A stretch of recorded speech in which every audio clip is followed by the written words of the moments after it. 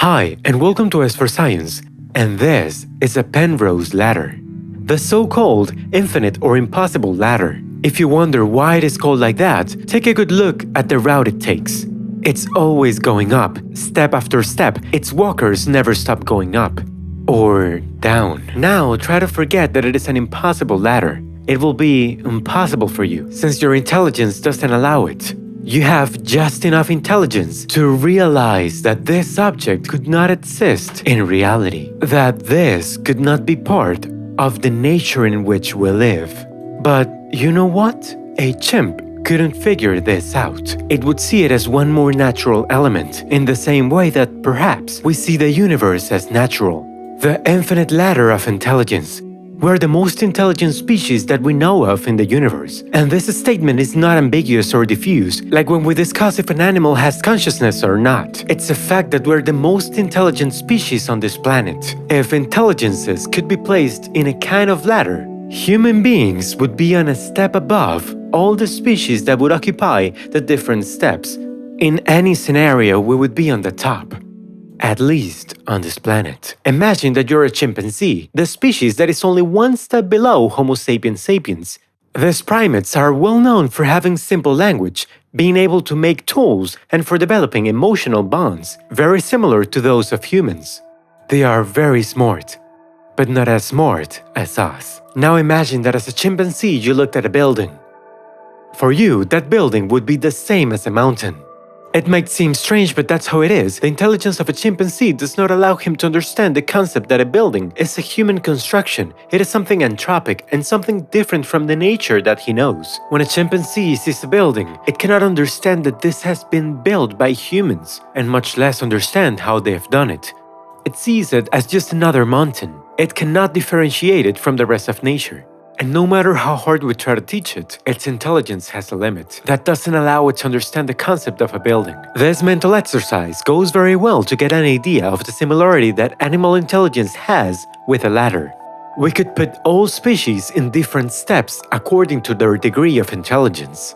We could put, for example, bacteria at the bottom, ants a little higher, cats would be a little bit higher, chimpanzees and dolphins almost at the top, surpassed by only one step by human beings. Very well, and what do you want to tell us with this that we already know? Well, that contrary to what we could normally assume, it is most likely that human beings are not the last step, but just one more step, and that there are almost certainly many more above us. Let's stop here. Stop to think what I just said.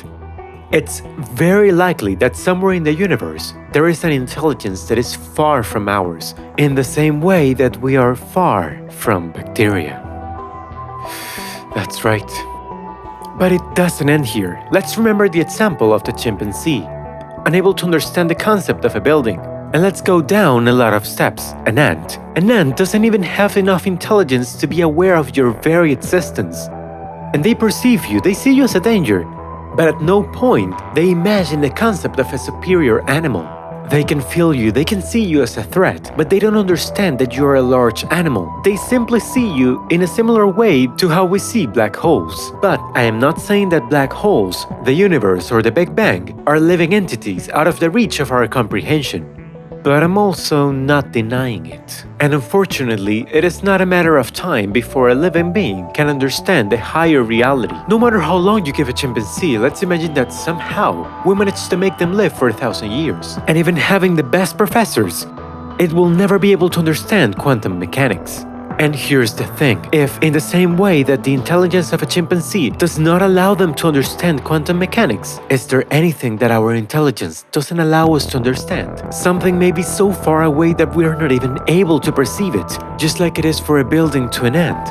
But let's make good science and try to rule out that theory. Let's try the opposite. What if humans actually reach the top step and there are no longer any superior levels of intelligence? Well, this could also be. We can't know it for certain, but intuitively, this is the least likely.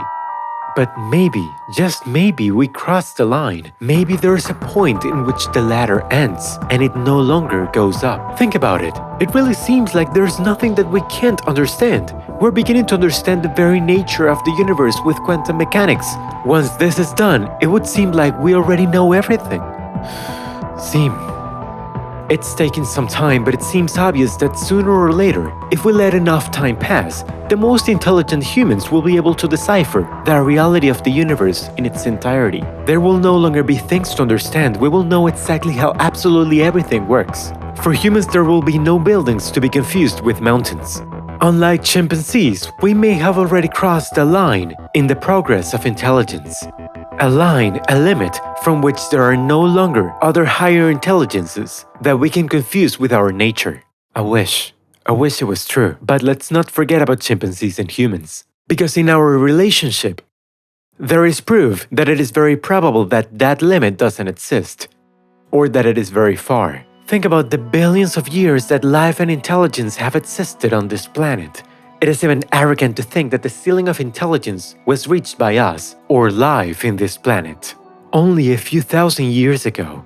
And this gives a bit of aversion. Seriously, the feeling that there is something that we will never be able to understand, not because of lack of time, but because of the fact that we're just like that, is chilling. Stop to think about it. An immense universe that until now we thought we understood. It's perhaps inhabited by superior intelligences. Maybe not many, but they surely exist. We may be simple bacteria in the absolute ladder of intelligence, and that there are equivalents to humans indifferent to our existence. Or maybe not so indifferent, in the same way that the ant that you stepped on a few days ago was indifferent to your existence, and perhaps you were also ignorant to its. This idea may seem a bit far from scientific thought. After all, we're not doing more than pure speculation. But what is a fact is that there are only two options. Either we have arrived to that limit in which there are no superior intelligences, or perhaps, and this one is the most likely by far, we're nothing more than a simple step in a ladder that who knows how far it reaches. The intelligence ladder. Something else that we don't know is whether intelligence has a limit. If the ladder continues to go up endlessly, maybe not in a finite universe, but we have no idea of the size of the universe. Maybe such a limit exists, but in any case, it is very likely that it is far from us. Very far. Too far. But we haven't talked about another type of intelligence. Artificial intelligence. Maybe at some point in the history of the universe, it may be on this planet or maybe in another one, an organic or biological intelligence, like us, develops an artificial intelligence capable of improving itself, an AI capable of making itself more intelligent. We have not achieved this, and we don't know if we ever will. In any case, if this intelligence was developed, it would exponentially increase its intelligence. If this occurred, the possible ceiling of intelligence, the last step, would unimaginably increase, not depending on an organic body, would allow that intelligence to expand greatly, reaching levels of thought that we simply cannot even imagine. And this could happen in a few decades on this planet. Obviously, AIs are a long way from reaching that point, but we're already seeing clues of what the future could be. For example, genetic algorithms capable of learning and improving their way of being to achieve goals that are proposed to them. This AI thing made me think of something. What if the only way to continue climbing that intelligence ladder is through collective intelligence? In the same way that an artificial intelligence would join small nuclei of intelligence to improve, we humans could do something similar. In fact, in a certain way, we're doing it. Even ants do it. An ant by itself is blind and stupid and is very easy to step on. But a colony of ants is very different. In a colony of ants, the level of communication and cooperation is such that they are capable of building real cities and highways, better organized in some cases than those of humans. Each ant has its function, very simple and insignificant, but together they reach incredible things for them. This makes them go up a bit in the intelligence ladder, if they do it together, of course. And it's a very good example to understand the concept of collective intelligence. Imagine that they ask you to build a rocket and land it on the moon. They give you all the money that you need, but as a condition, you have to do it alone, without the help of anyone. You couldn't do it. It will be impossible for you. Simply a human cannot understand or go deep enough into all the fields necessary to land the rocket on the moon. However, if you do like ants and have many more people, each one of them working in a very specific area of the project, you're going to achieve it. With this, I want to get to the idea that perhaps we have reached a point in the intelligence ladder in which the steps cannot be overcome with a single individual. That is, you need the help of others to overcome them. They are too high. At least for humans. If we want to continue advancing in this ladder of intelligence, we may need collective intelligence. We may reach levels of intelligence and comprehension impossible to achieve for a single human being, but not for all of humanity. Think of the internet, for example. Nobody understands 100% how the processes that allow you to see this video right now work. However, it works in a similar way to how an ant is unable to understand the colony in its entirety, unable to understand the concept of a colony, but understands well what its role is. In a similar way, humans are not able to understand how the whole world works, but we are able to understand the role that we play in it.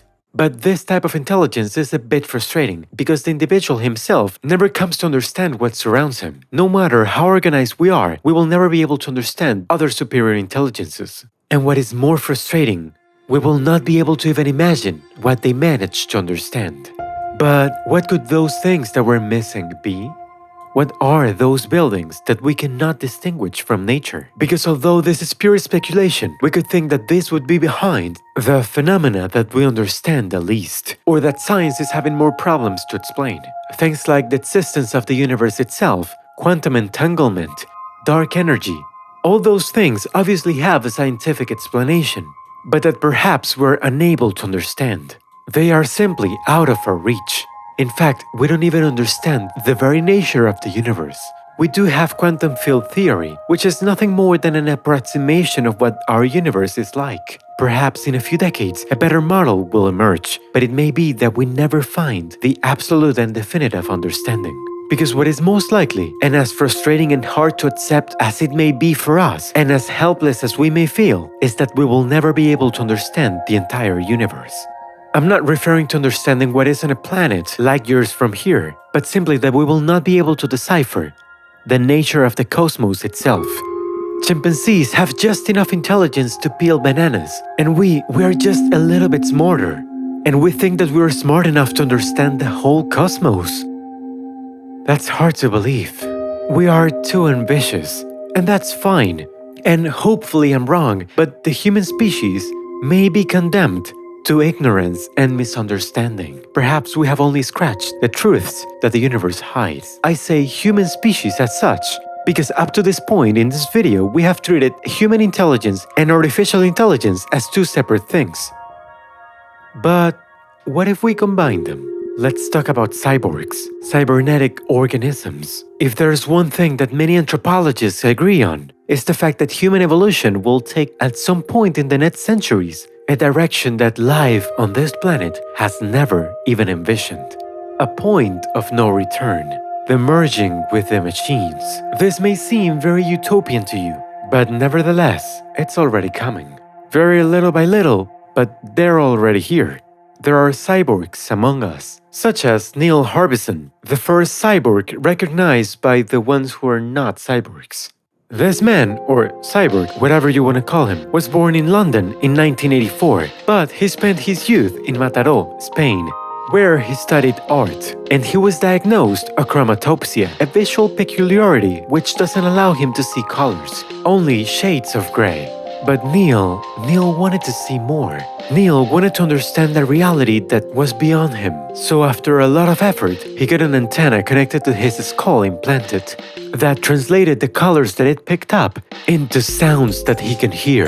Yes, you heard right. He hears colors. In this way, Neil was able to begin to see and understand a reality that until now was beyond him.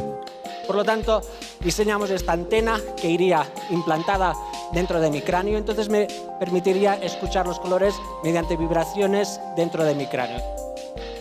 And it doesn't end here. The antenna has internet connection, which allows him to receive to his brain images from satellites, external cameras, or even calls from trusted people. And he's also the founder of the Cyborg Foundation, an international organization dedicated to helping humans become cyborgs and defending their rights. This is how Neil managed to be the first cyborg recognized worldwide. He's not a person as we understand people to be. But simply, thanks to technology, he can access another level of understanding. And the question that we must ask ourselves is obvious. If Neil has achieved this with a simple antenna, what would happen if all of humanity progressively connected to machines? And what if ultimately we connect to an artificial intelligence? And this would start to blur the line between humans and machines. Neil already made it blurry, approaching that limit. Obviously, Neil is a person, but he's a little bit more machine than the rest of humans. He brought us closer to and blurred the limit that we thought was well defined. Because if this trend continues, and it is very likely that it will do so, specifically in the coming centuries, it may be that this limit ceases to make sense. There will come a day where human evolution will join technology. Machines and living beings will go hand in hand. And this doesn't have to be something bad. In fact, it could be a very positive way to evolve as a species. And it would not only help us fight diseases or be more resistant to death, but it would allow us to make giant leaps on the ladder of intelligence. If we manage to unite our intelligence with that of a machine, there will no longer be any limit. The biological body would no longer have barriers imposed, and we would enter into an exponential improvement in our ability to understand the universe. We would leave chimpanzees hundreds of steps behind, and we would possibly understand even the last of the mysteries of the universe. And perhaps already, we would realize that the complexity that this seems to have is nothing more than the product of our now limited intelligence. And all of this without ceasing to be human. It wouldn't be an artificial intelligence that would do it. It would be us with its help. Also, once we find a way to connect our minds to a computer, we could connect ourselves to other people's mind, creating a global human intelligence. All of humanity thinking together. A very utopian future, and that can maybe overwhelm you. Maybe it's not good to reach that level of intelligence, although we're still far from knowing it. And always remember that there is something that makes us different to those who are a step below. Unlike them, we are aware that we are on a ladder. And this will allow us to climb its steps, and perhaps one day know its possible limit. Thank you very much for watching the video, and goodbye.